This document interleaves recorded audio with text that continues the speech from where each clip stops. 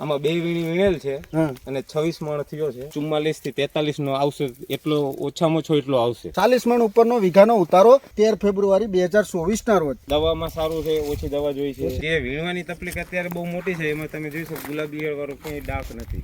અને અત્યારે તમે જોઈ શકો છો આમાં કોઈ જગ્યાએ તમને હળેલું દેખાતું નથી. નમસ્કાર વાલા ખેડૂત મિત્રો, આ ખેડૂત પુત્ર ગુજરાતીમાં હું સાગર રાસડિયા આપ સૌ ખેડૂત મિત્રોનું હાર્દિક સ્વાગત કરું છું. ખેડૂત છે તો જગત છે એવા હેતુથી અવારનવાર ટેકનોલોજીકલ અને ડિજિટલ ખેતીવાડીની માહિતી આપણે લાવતા રહીએ છીએ, જેના કારણે ખેડૂત મિત્રો માહિતગાર બને, ઓછી જમીનમાં ઓછા ખર્ચે ખૂબ સારું એવું ઉત્પાદન મેળવી શકે. ત્યારે આવનારી સિઝનના પડઘમ વાગી ચૂક્યા છે. આ પડઘમની વચ્ચે ઘણા બધા ખેડૂત મિત્રો કપાસ વાવવાનું પણ વિચારી રહ્યા હોય છે. તો આ કપાસમાં સારી વેરાયટીઓ ખેડૂત મિત્રો પસંદ કરતા હોય છે. તો એવી સરસ મજાની જબરદસ્ત વેરાયટી આપણે લઈને આવી ચૂક્યા છીએ. આ વેરાયટી ધનલક્ષ્મી સીડ્સ દ્વારા બહાર પાડવામાં આવેલી છે અને એનું નામ છે ધનવર્ષા. નામ એવું જ કામ છે. તો એ વેરાયટી વિશેની આપણે થોડીક વાતચીત કરીએ. તો વાલા ખેડૂત મિત્રો, આ જે ધનવર્ષા નામની જે વેરાયટી છે એ ફેબ્રુઆરીના અંત સુધી ટકી રહે છે, જેથી કરીને ખેડૂત મિત્રોને પૂરેપૂરા પાકનું વળતર મળે છે. આ જે ધનવર્ષા નામની જે વેરાયટી છે એનો છોડ પણ ખૂબ સારો એવો થાય છે અને એમાં જે ડાળીઓની જે સંખ્યા બંધાય છે, જે બ્રાન્ચીસ આવે છે, એ બીજા કપાસની સાપેક્ષમાં ખૂબ સારી એવી આવે છે. સાથે આ કપાસની વાતચીત કરીએ તો કપાસનો જે રેશો બને એ મહત્વનો અને મજબૂત બને છે, જેના કારણે કપાસ વજનવાળો બને છે.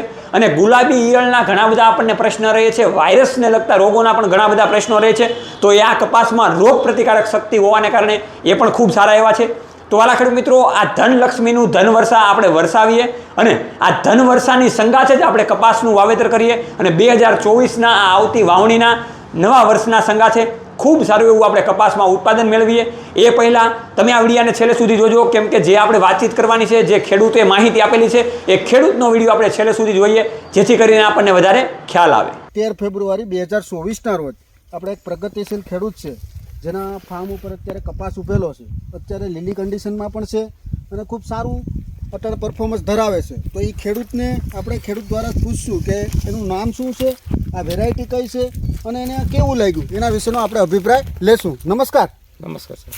તમારું નામ શું આખું? મારું નામ વરુ હસમુખભાઈ જયંતિભાઈ. ઓકે. તમારું આમ ગામ કયું કહેવાય?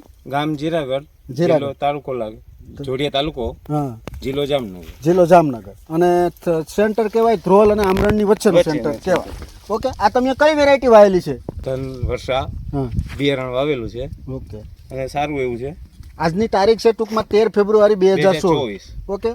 તમે અત્યારે આ કપાસ છે, અત્યારે આપણે લીલા ઝીંડવા પણ આમાં દેખાય છે અને આપણે તમારો પ્લોટ છે એ અંદાજિત 20 વીઘાનો પ્લોટ છે. તમે કેટલા વર્ષથી ખેતી કરો છો? હું 10-12 વર્ષથી ખેતી કરું છું.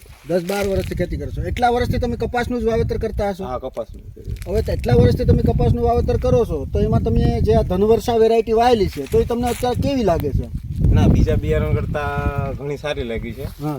અને ખુલવામાં ગુલાબી ઈયળમાં તમે જોઈ શકો છો અને આગળ આપણે ફિલ્મમાં બતાવશું કે ખીલવામાં ઝીંડવા ખુલવામાં કઈ તકલીફ નથી ને, આવી રીતે બધા સારા જ ખુલે છે એકદમ. હવે હું તમને એમ કહું છું કે તમે 10 વર્ષથી ખેતી કરો છો, કપાસની વેરાયટી તો ઘણી વાવેલી હશે, તો તમને એની કમ્પેરિઝનમાં આ વેરાયટીમાં શું સારું લાગ્યું? એક તો દવામાં સારું છે, ઓછી દવા જોઈ છે. ઓછી દવા જોઈ. જે એને વરસાદ આપણે આ વખતે બગાડવાળો આવ્યો હતો એમાં રિકવરી પણ બહુ સારી કરી છે.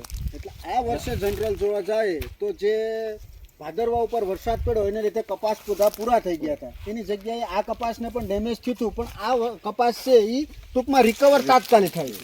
અને અત્યાર સુધીમાં તમે આમાંથી કેટલી વીણ વીણેલી છે?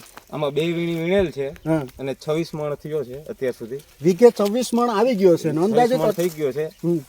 અને અંદાજે હજી 12-13 મણ ની આ વીણ આવશે ને ત્યાર પછી જે લીલા ઝીંડવા ખુલશે એ અલગથી હજુ ટૂંકમાં 2 વીણ થશે. એટલે અંદાજે તમારે વીઘે આમાં કેટલા ઉતારો આવી શકે એમ છે? ઉતારો 44 થી 43 નો આવશે, એટલો ઓછામાં ઓછો એટલો આવશે. એટલે આપણે અંદાજે ગણીએ કે 40 મણ સુધી 40 તો પાક્કો જ. 40 મણ ઉપરનો વીઘાનો ઉતારો છે. હવે આપણે આજે અત્યારે લીલું ફિલ્ડ છે એ બતાવવાનો પ્રયત્ન કર્યો છે. હવે જે જગ્યાએ ફૂલ ફાટેલું ફિલ્ડ છે એના વિશેનો આપણે અભિપ્રાય લેશું. 13 ફેબ્રુઆરીએ જે આ આપણે હસમુખભાઈનું ફિલ્ડ છે, જે 20 વીઘાનું પૂરેપૂરો પ્લોટ છે. આગળની સાઈડ મેં તમને ઝીંડવા બતાવેલા. આ સાઈડ સંપૂર્ણ ખુલેલું છે. આ સાઈડ સંપૂર્ણ ખુલેલું છે, એનું કારણ શું છે હસમુખભાઈ? એમાં એવું છે, ત્યાં થોડો આપણે પાણી ભરાવાનો પ્રશ્ન હતો. ઓકે. એટલે ત્યાં મોડું ખુલ્યું છે 5-10 દિવસ. ઓકે. ના, આ ખુલેલું અત્યારે ખુલેલી અવસ્થામાં તમને દેખાઈ રહ્યું છે. આનો તમે જોઈ શકો છો પિકઅપ પણ ખૂબ સારો છે. હવે આપણે હસમુખભાઈને એ પૂછવાનો પ્રયત્ન કરશું કે આ વેરાયટી જો ખેડૂતને આપણે અભિપ્રાય આપીએ, આ વર્ષે આપણે તમારા ખેતરમાં આજે ટૂંકમાં 13 તારીખે 13 ફેબ્રુઆરી 2024ના રોજ છે અને આ વર્ષે કપાસ આમ જોવા જાય તો મોસ્ટ ઓફલી જગ્યાએ બગડી ગયા છે અને ઉત્પાદન ખેડૂતોને કપાસમાંથી એટલું મળેલું નથી. તો આવતા વર્ષે જે ખેડૂતો કપાસ વાવવાનું વિચારી રહ્યા છે એના માટે આ ધનવર્ષા વેરાયટી વાવવા જેવી ખરી કે ખરી હસમુખભાઈ? ને મેં ખીલા મૂળવાળી જાત ઘણી વાવી 10-12 વર્ષથી ખેતી કરું છું ત્યાં સુધીમાં, પણ આ જાત મને બહુ સારી લાગી. ઉભળી જાત છે ખીલા મૂળવાળી, ઓકે અને વીણવામાં સારું છે, દવામાં ચૂસે જીવાતમાં પણ સારું છે. ઓકે અને ખાસ કરીને આ જે વીણવાની તકલીફ અત્યારે બહુ મોટી છે, એમાં તમે જોઈ શકો ગુલાબી વાળો કંઈ ડાક નથી.